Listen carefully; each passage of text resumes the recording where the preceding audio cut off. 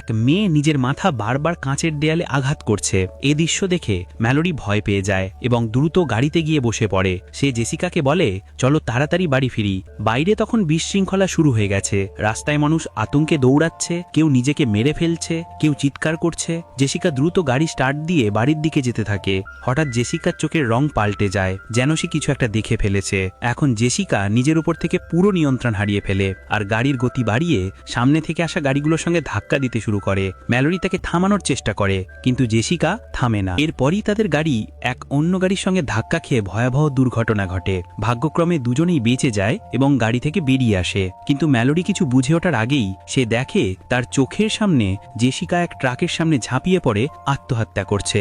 নিজের বোনের এমন ভয়ঙ্কর মৃত্যু দেখে ম্যালোরি আতঙ্কে কেঁপে ওঠে, কিন্তু পরিস্থিতি এমন ভয়াবহ যে তার বোনের মৃতদেহর কাছেও যাওয়ার সময় সে পায় না। চারদিকে তখন বিশৃঙ্খলা, মানুষ পাগলের মতো দৌড়াচ্ছে, কেউ আত্মহত্যা করছে, কেউ চিৎকার করছে। ম্যালোরিও তাদের সঙ্গে দৌড়াতে শুরু করে, কিন্তু পেছন থেকে কেউ তাকে ধাক্কা মেরে ফেলে দেয়। ঠিক তখনই এক মহিলা তার সাহায্যে এগিয়ে আসে, কিন্তু সাহায্য করার আগেই সেই মহিলা হঠাৎ সামনে কিছু একটা দেখে ফেলে এবং সঙ্গে সঙ্গে এক জ্বলন্ত গাড়ির মধ্যে ঢুকে পড়ে আত্মহত্যা করে। ঠিক তখনই টম নামের এক লোক সেখানে এসে ম্যালোরিকে তুলে নেয় এবং তাকে একটি বাড়ির ভিতরে নিয়ে যায়। সেই বাড়িতে ইতিমধ্যেই কয়েকজন মানুষ আশ্রয় নিয়েছিল, যারা সবাই ভয়ে ও আতঙ্কে কাঁপছিল। বাড়ির মালিক বলে, বাড়ির বাইরে সিসিটিভি ক্যামেরা লাগানো আছে, যদি আমরা সেই ক্যামেরায় বাইরের অবস্থান বুঝে নিতে পারি তাহলে আমরা ওদের এড়িয়ে সুপারমার্কেটে পৌঁছে যেতে পারবো। সে আরো বলে, আমার মনে হয় না পর্দায় দানবকে দেখলে মানুষ সংক্রমিত হয়, কিন্তু বাকিরা ভয় পেয়ে তাকে এটা করতে মানা করে। তখন সে বলে, যদি আমরা এই ঝুঁকি না নিই তাহলে আমরা সবাই ক্ষুধায় মারা যাব। যখন সবাই বুঝতে পারল এটা ছাড়া আর কোনো উপায় নেই, তাই তার কথা সবাই মেনে নেয়। তারা তাকে চেয়ারে বেঁধে দেয়, যাতে সংক্রমিত হলেও সে নিজেকে মেরে ফেলতে না পারে, কারণ সেই দানবকে দেখলেই মানুষ নিজের উপর থেকে নিয়ন্ত্রণ হারিয়ে আত্মহত্যা করে ফেলে। সবাই অন্য ঘরে চলে যায় আর সে পর্দার দিকে তাকিয়ে থাকে। কিছুক্ষণ পর স্ক্রিনে দেখা যায় বাতাসের একটা ঝাপটা, তারপরই তার মুখের ভাব পাল্টে যায়, চোখের রং পাল্টে যায়। হঠাৎ ঘর থেকে তার চিৎকার শোনা যায়, সবাই দৌড়ে আসে, কিন্তু ততক্ষণে সে টেবিলে মাথা ঠুকে নিজেকে মেরে ফেলে।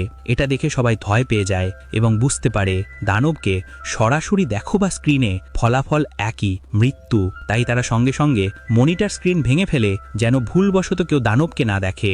এরপর 5 জন একসাথে জিপিএস এর সাহায্যে গাড়ি নিয়ে রওনা দেয়। তারা কিছুই দেখতে পাচ্ছিল না, শুধু জিপিএস এর নির্দেশনা অনুসরণ করছিল। শহরটা পুরোপুরি বিরান, চারপাশে শুধু লাশ পড়ে আছে। ওরা গাড়ি থেকে চোখ বাঁধা অবস্থায় নামে এবং দোকানের ভিতরে ঢোকে। ভিতরে গিয়ে জানলা দরজা বন্ধ করে দেয়, তারপর চোখের বাঁধন খুলে ফেলে। স্টোরে খাবার, জল আর প্রয়োজনীয় সব জিনিসে ভর্তি। সবাই খুশি হয়ে ওঠে, যতটা পারে মজুদ করতে থাকে। ঠিক তখনই দরজায় কেউ নক করে, কিন্তু সবাই ভয় পায়, তাই অচেনা লোকটির জন্য দরজা খোলে না। লোকটি কাঁদতে কাঁদতে অনুরোধ করে, দয়া করে দরজা খুলে দাও, আমাকে ভিতরে নিতে দাও। সবাই তার প্রতি করুণা অনুভব করে, কিন্তু একই সঙ্গে ভয়ও পায় যদি লোকটি সংক্রমিত হয়। তাই তারা আগেভাগেই দরজার পাশে প্রস্তুত হয়ে দাঁড়ায়, যেন জরা সন্দেহ হলেই তাকে গুলি করে মারতে পারে। যেই তারা দরজা খুলে, লোকটি জোর করে ভিতরে ঢোকার চেষ্টা করে এবং বলতে থাকে, দানবেরা খুবই সুন্দর, তোমাদের ওদের দেখা উচিত। এই কথা শুনে সবাই বুঝে যায় লোকটি আসলে সংক্রমিত। এখন তাকে বাইরে বের করার আর কোনো উপায় নেই, তাই চার্লি নিজের জীবন বাজি রেখে সেই লোকটিকে ধাক্কা দিয়ে বাইরে বের করে দেয় আর নিজেও বাইরে চলে যায়। বাইরে সেই সংক্রমিত লোকটি চার্লিকে মেরে ফেলে। চার্লি নিজের প্রাণ দিয়ে সবার জীবন বাঁচিয়ে দেয়। ম্যালোরি লক্ষ্য করে, যখনই সেই দানবগুলো কাছাকাছি আসে, খাঁচার পাখিরা চিৎকার করতে থাকে। তখন তারা বুঝতে পারে এই পাখিরা এখন তাদের বাঁচার সংকেত হয়ে দাঁড়াবে। রাত হলে সবাই নিজ নিজ ঘরে চলে যায়। হঠাৎ আবার দরজায় কেউ নক করে। অলিম্পিয়া শুনে ফেলে এবং একা একাই সেই লোকটিকে ঘরে ঢুকিয়ে ফেলে, কিন্তু ম্যালোরি এটা দেখে ফেলে এবং বন্দুক তুলে ধরে তাকে হুমকি দেয়। বাড়ির বাকি সবাই তখন ঘর থেকে বেরিয়ে আসে এবং অচেনা লোকটিকে দেখে সবাই আতঙ্কিত হয়ে পড়ে। তারা অলিম্পিয়ার উপর চিৎকার করতে থাকে, তুমি এই লোকটিকে ঘরে আনলে কেন?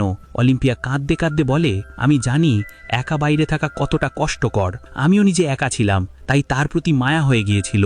লোকটির নাম গ্যারি। সে বলে, দয়া করে আমাকে বের করে দিও না, আমার বাড়িতে কিছু পাগল মানুষ ঢুকে পড়েছিল, তারা জোর করে আমার বন্ধুদের চোখ খুলে দেয় এবং সেই শয়তানকে দেখায়। তাকে দেখেই আমার বন্ধুরা আত্মহত্যা করে ফেলে, কিন্তু আমি কোনোভাবে পালিয়ে এসেছি। এখান থেকে বোঝা যায় যে কেউ যদি সেই দানব বা শয়তানকে দেখে, সে নিজের জীবনের সবচেয়ে বড় কষ্ট বা ট্রমা দেখতে পায়, আর সেই ভয় ও দুঃখ এত গভীর হয় যে মানুষ নিজেকে মেরে ফেলে। গ্যারি আরও বলে, যারা পাগল ছিল তাদের চোখ বাঁধা ছিল না, বরং তারা সেই শয়তানকে দেখে খুশি হচ্ছিল। তার কথা কথায় সবাই বুঝে ফেলে সেই শয়তান এমন মানুষদের মারে না যারা নিজেদের জীবনে আগে থেকেই দুঃখ কষ্টে পরিপূর্ণ ভেঙে পড়েছে বা হতাশ, বরং তাদের মনকে কবজা করে নিজের দাসে পরিণত করে যাতে তারা মানুষের রূপে অন্য মানুষদের ফাঁদে ফেলতে পারে। কিন্তু এখন প্রশ্ন হলো, গ্যারি কি সত্যি সেই শয়তানের দাস নাকি সাধারণ এক মানুষ? সবাই শেষে সিদ্ধান্ত নেয় গ্যারিকে ঘরে থাকতে দেবে, কিন্তু ডগলাস তাকে বিশ্বাস করতে পারে না। সে রেগে গিয়ে বন্দুক তুলে ধরে গ্যারিকে তাড়িয়ে দিতে চায়। ঠিক তখনই পেছন থেকে শার্লা এসে ডগলাসের মাথায় আঘাত করে আর সবাই মিলে তাকে এক ঘরে বন্দি করে দেয়। গ্যারি কৃতজ্ঞতার সঙ্গে ধন্যবাদ জানায়। তার পরদিন হঠাৎ ম্যালোরি আর অলিম্পিয়া দুজনেরই একসঙ্গে প্রসব ব্যথা শুরু হয়। টম আর শার্লা তাদের সাহায্য করে উপরে নিয়ে যায়, কিন্তু গ্যারি নিচে থেকেই অদ্ভুত আচরণ শুরু করে। সে অনেকগুলো দানবের ছবি বের করে টেবিলে সাজিয়ে রাখে। তার চোখ দেখে বোঝা যায় সেও সেই শয়তানের প্রভাবের অধীনে আছে। এই সময় ম্যালোরি আর অলিম্পিয়া সন্তান জন্ম দেয়। অলিম্পিয়ার হয় একটি মেয়ে আর ম্যালোরির হয় একটি ছেলে। কিন্তু নিচে খাঁচার পাখিরা জোরে জোরে ডাকতে শুরু করে। গ্যারি বিরক্ত হয়ে খাঁচা তুলে ফ্রিজে রেখে দেয় এবং জানালার কাগজগুলো খুলে ফেলে। তখন ডগলাস বুঝে ফেলে যে গ্যারি আসলে সেই অদৃশ্য শয়তানের একজন এজেন্ট, যাদের দেখা দিলেও তারা মরে না, বরং শয়তানের কথায় অন্য মানুষদের মেরে ফেলে। ডগলাস চিৎকার করে ওঠে, আমি বলেছিলাম এই লোকটাকে ঘর থেকে বের করে দাও। তার আওয়াজ শুনে টম নিচে আসে, কিন্তু গ্যারি হঠাৎ পিছন থেকে টমের মাথায় আঘাত করে তাকে অজ্ঞান করে দেয়। তারপর গ্যারি ডগলাসের দিকেও এগিয়ে যায় যাতে তাকেও মেরে ফেলা যায়, কিন্তু তখনই তার কানে শিশুদের কান্নার শব্দ আসে। তাই সে ডগলাসকে ছেড়ে উপরে ম্যালোরি আর অলিম্পিয়ার ঘরে যায়। সেখানেই গিয়ে সে জানালার সামনে লাগানো সব কাগজ সরিয়ে দেয়। অলিম্পিয়া বাইরে তাকাতেই শয়তানের প্রভাবে আক্রান্ত হয়ে যায়। ম্যালোরি বুঝে যায় এখন অলিম্পিয়া যে করেই হোক নিজেকে মেরে ফেলবে। তাই ম্যালোরি দ্রুত অলিম্পিয়ার কোল থেকে তার নবজাতক কন্যাটিকে নিয়ে নেয়। পরক্ষণই অলিম্পিয়া জানালা দিয়ে লাফ দিয়ে আত্মহত্যা করে। এরপর গ্যারি শার্লাকে ধরে জোর করে তার চোখ খুলে দেয়। শার্লাও সংক্রমিত হয়ে নিজেকে শেষ করে ফেলে। এবার গ্যারি ম্যালোরির দিকে এগিয়ে আসে, কিন্তু ম্যালোরি চাদরের নিচে নিজেও দুই বাচ্চাকে লুকিয়ে রেখেছিল, তাই এখনো তারা নিরাপদ ছিল। গ্যারি তখন চাদর ছিনিয়ে নিয়ে ম্যালোরিকে বাইরে তাকাতে বাধ্য করার চেষ্টা করে। ঠিক তখনই ডাগলাস বন্দুক হাতে সেখানে পৌঁছে যায়। সে চোখ বন্ধ রেখেই গ্যারিকে গুলি করার চেষ্টা করে, কিন্তু গ্যারি জানতো ডাগলাস কিছুই দেখতে পাচ্ছে না। সে সুযোগ নিয়ে দৌড়ে এসে ডাগলাসকে উপরের তলা থেকে নিচে ফেলে দেয় এবং কাঁচি দিয়ে হত্যা করে, বলতে বলতে, তুমি কখনো সেই শয়তানের সৌন্দর্য দেখতে পারবে না। এরই মধ্যে টমের জ্ঞান ফিরে আসে। সে কোনোভাবে শটগান তুলে গ্যারিকে গুলি করে মেরে ফেলে। তারপর টম উপরে গিয়ে ম্যালোরি ও বাচ্চাদের শান্ত করে। এখন শুধু টম, ম্যালোরি আর দুই বাচ্চা বেঁচে আছে। তারপর গল্প এগিয়ে যায় 5 বছর পর।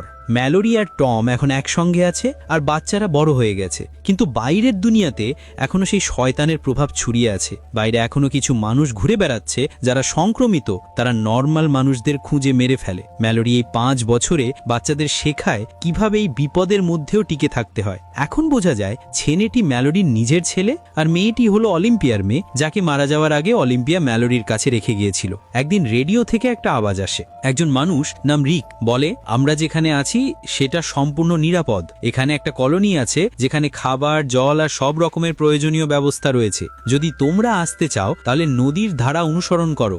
নদীর স্রোত সবচেয়ে বেশি যেখানে, সেই জঙ্গলের ভেতরেই আমাদের আশ্রয়স্থল। সেখানে অনেক পাখি আছে, তাদের ডাক শুনেই তোমরা আমাদের খুঁজে পাবে। নদী ধরে এখানে পৌঁছতে 2 দিন লাগবে। টম সেই মানুষটির কথায় বিশ্বাস করতে চায়, কিন্তু ম্যালোরি সন্দেহ করে। সে বলে, হয়তো ওই লোকটাই সংক্রমিত যে আমাদের এখান থেকে টেনে নিয়ে গিয়ে মেরে ফেলতে চায়। রাতে টম তাকে বোঝায়, যদি বাঁচতে চাই তাহলে আমাদের সেখানে যেতেই হবে। কতদিন আর এইভাবে চোখ বেঁধে অন্ধের মতো জীবন কাটাবো? পরদিন তারা খাবার সংগ্রহ করতে বাইরে বেরোয়। হঠাৎ কিছু সাইকো মানুষ তাদের উপর আক্রমণ করে। টম তখন বলে, এই সময়ই সঠিক, আমি তাদের সামলাচ্ছি, তুমি বাচ্চাদের নিয়ে নদী পথে পালিয়ে যাও। ম্যালোরি টমকে একা রেখে যেতে চায় না, কিন্তু টম বলে, বেঁচে থাকার জন্য আমাদের মধ্যে কোনো একজনকে তো মরতেই হবে। তারপর টম ম্যালোরি ও বাচ্চাদের পিছন দরজা দিয়ে বের করে দেয় আর নিজে চোখে কাপড় বেঁধে বন্দুক হাতে দাঁড়িয়ে যায়। ওই সাইকোলগুলো টমকে চোখের কাপড় খুলে ফেলতে বলে, কিন্তু টম তাদের কথায় না গিয়ে কথা বাড়িয়ে সময় নষ্ট করতে থাকে যাতে ম্যালোরি বাচ্চাদের নিয়ে পালাতে পারে। তখন তারা ম্যালোরিকে দেখে ফেলে। ম্যালোরিকে ধরতে যখনই দুজনে এগিয়ে যায়, আর ঠিক তখনই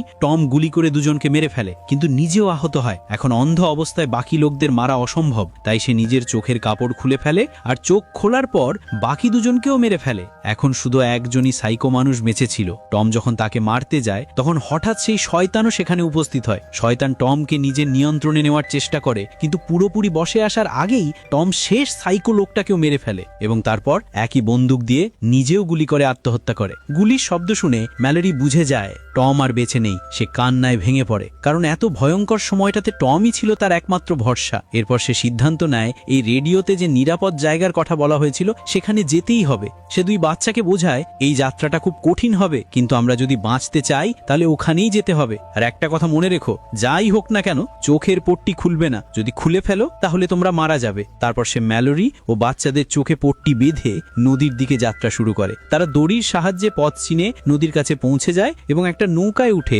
নদীর স্রোতের সঙ্গে ভেসে চলতে থাকে। কিছু দূর যেতেই একজন লোক তার কাছে আসে এবং বলে, তুমি চোখের পট্টি খুলে ফেলো, এখানে তুমি নিরাপদ, আমার কাছে খাবারও আছে। কিন্তু ম্যালোরি বাচ্চাদের চাদর দিয়ে ঢেকে চারপাশে গুলি ছুটতে শুরু করে। তখন লোকটা বুঝে যায় ম্যালোরি কোনোভাবেই চোখ খুলবে না, তাই সে নৌকার কাছে এসে ম্যালোরির উপর হামলা করে এবং জোর করে তার চোখের পট্টি খুলে দিতে চায়। লোকটা গ্যারির মতোই বলে, তুমি একবার দিতলেই বুঝবে সে কত সুন্দর, ওই শয়তান দেখতে খুবই মনোমুগ্ধকর। কিন্তু ম্যালোরি নিজের আত্মরক্ষার জন্য অস্ত্র দিয়ে তার উপর আঘাত করে এবং তাকে মেরে ফেলে সেখান থেকে বাঁচে।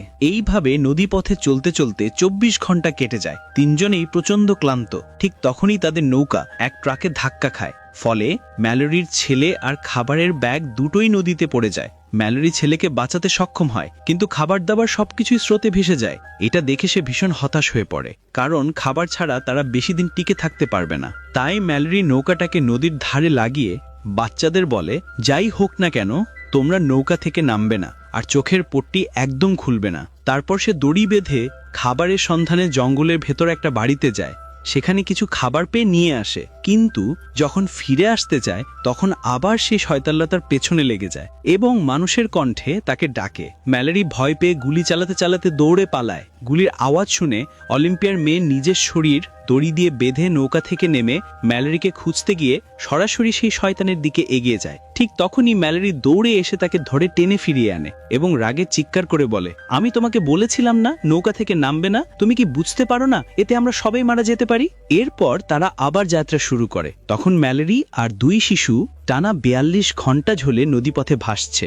ম্যালোরি বাচ্চাদের বোঝায় এখন সামনে নদীতে একটা ঢালু জায়গা আসবে যেখানে পানির স্রোত খুব দ্রুত হবে, তাই নৌকাটা শক্ত করে ধরে রেখো। কিছু দূর এগোতেই নদীর স্রোত ভয়ঙ্করভাবে বেড়ে যায়। তিনজনেই নৌকা শক্ত করে ধরেছিল, কিন্তু রাস্তা এতটাই বিপজ্জনক ছিল যে হঠাৎ নৌকাটা উল্টে যায়, সবাই পানিতে পড়ে যায় এবং ভেসে যেতে থাকে। ম্যালোরি তার ছেলেকে ধরে রাখতে সক্ষম হয়, কিন্তু অলিম্পিয়ার মেয়েটি আলাদা হয়ে যায় এবং চিৎকার করে ম্যালোরিকে ডাকে। মেয়েটির আওয়াজ শুনে ম্যালোরি তাকেও খুঁজে পায়। এভাবে তারা তাদের যাত্রার সবচেয়ে কঠিন পথটা পার করে ফেলে, আর এখন তাদের গন্তব্য একদম কাছেই। তারা জঙ্গলের ভেতর দিয়ে হাঁটতে থাকে। হঠাৎ তারা পাখির ডাক শুনতে পায়, ঠিক যেমনটা রেডিওতে বলা হয়েছিল। তারা পাখির শব্দের দিক অনুসরণ করে এগিয়ে যায়, কিন্তু তখনই সেই ভয়ঙ্কর অদৃশ্য শয়তান তাদের পিছু নেয়। সে নানা কণ্ঠে নানাভাবে তাদের চোখের বাঁধন খোলার প্রলোভন দিতে থাকে। তখন ম্যালোরি বাচ্চাদের বলে, আওয়াজের দিকে তাকিও না, শুধু সামনে এগিয়ে চলো। এগোতে এগোতে হঠাৎ ম্যালোরি একটা গর্তে পড়ে যায় এবং অচেতন হয়ে পড়ে। বাচ্চারা ভয় পেয়ে যায়, ম্যালোরিকে খুঁজতে শুরু করে। ঠিক তখন সেই শয়তান ম্যালোরির কণ্ঠে কথা বলে, বাচ্চাদের চোখের কাপড় খোলার জন্য প্রলোভন দেয়। নিরীহ বাচ্চারা মনে করে এটা সত্যিই ম্যালোরি এবং চোখের কাপড় খুলতে যায়। ঠিক তখনই ম্যালোরির জ্ঞান ফিরে আসে। সে জোরে চিৎকার করে বলে, চোখ খুলো না। বাচ্চারা তার আসল কণ্ঠ চিনে ফেলে এবং ম্যালোরির কাছে ফিরে আসে। তখন ম্যালোরি তাদের নিয়ে পাখির শব্দের অনুসরণ করে দৌড়াতে শুরু করে, কারণ শয়তান তখন তাদের ঠিক পেছনে। সে প্রাণপণ চেষ্টা করে যাতে তারা নিরাপদ জায়গায় ঢুকতে না পারে। অবশেষে ম্যালোরি ও দুই শিশু একটা বড় গেটের সামনে পৌঁছায়। ম্যালোরি জোরে দরজা খুলে দিতে অনুরোধ করে। ভিতরের লোকরা প্রথমে তাদের চোখ পরীক্ষা করে দেখে তারা সংক্রমিত কিনা। নিশ্চিত হওয়ার পর তারা তিনজনকেই ভিতরে নেয়। ম্যালোরি চোখ খুলে দেখে এটা আসলে একটা অন্ধের স্কুল, যেখানে প্রায় সবাই চোখে দেখতে পায় না, তাই শয়তান তাদের কিছুই করতে পারে না। সেখানে ম্যালোরির দেখা হয় রিক নামের এক লোকের সঙ্গে, যিনি আগেই রেডিওতে তাদের এখানে আসার দিক নির্দেশ দিয়েছিলেন। এই আশ্রয়ে অনেক পাখিও আছে, কারণ তাদের আওয়াজে বিপদের সংকেত পাওয়া যায়। শেষে সে ম্যালোরি পাখিগুলোকে খাঁচায় মুক্ত করে আকাশে উড়িয়ে দেয়, আর এভাবেই শেষ হয় বার্ড বক্স। ভিডিওটি যদি ভালো লেগে থাকে তাহলে